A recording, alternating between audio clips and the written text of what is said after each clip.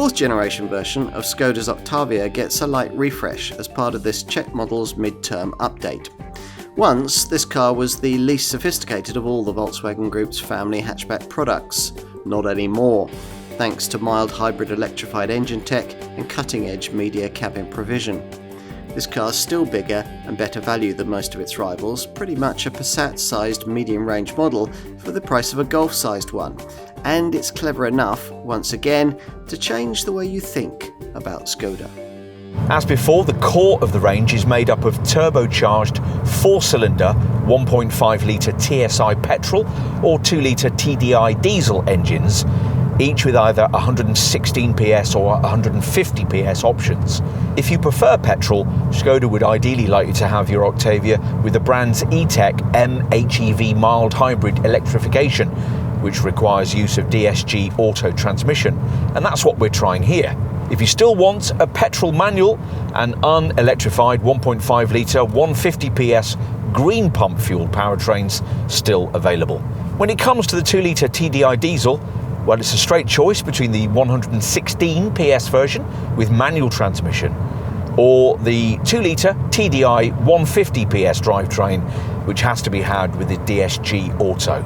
As for other Octavia engine options, well, the previous entry-level 1-litre petrol engines no longer offered, and from the launch of this updated model, there was no sign of the IV, PHEV petrol drivetrain either, though we'd bet on seeing that before the end of this car's life cycle. Another engine deleted as part of this model update was the uprated version of the 2-litre TDI diesel, previously used by a version of the sporty VRS. VRS customers do now, though, get an upgraded version of the 2-litre TSI petrol unit, now with power boosted to 265 PS, along with a sports exhaust that produces a more characterful sound. As previously, the VRS is the only Octavia variant that gets the more advanced multi-link rear suspension system we referenced earlier, and sits 15mm lower than the standard model on firmer sports suspension. You'd have to be quite a Skoda loyalist to notice the visual changes made to the updated version of this fourth generation Octavia. A subtly revised front grille is flanked by more angular restyled LED headlamps, positioned above a pronounced crease in the front bumper that's supposed to present a visual reference to the Czech flag.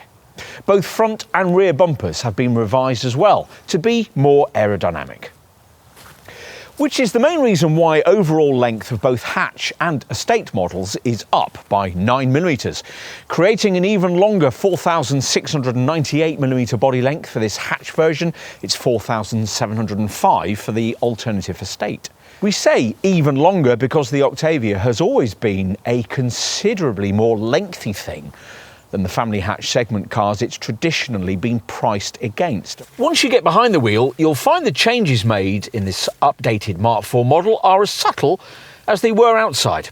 If you happen to be familiar with the original version of this NX era design, the main thing you'll probably notice is the new larger 13-inch central screen, before perhaps going on to note the new recycled cabin materials and the steering wheel's smarter two-dimensional Skoda badge.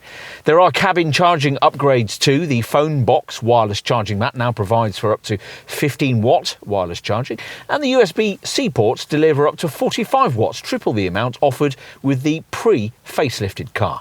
The virtual cockpit digital instrument screen has now been standardised in its largest 10.25-inch size, and as before, can display in a choice of 4 graphic layouts that include twin dials and full screen mapping. Time to take a look in the rear.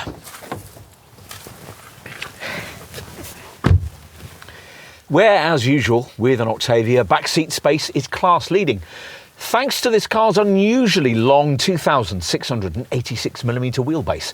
That's 67mm lengthier than a Volkswagen Golf.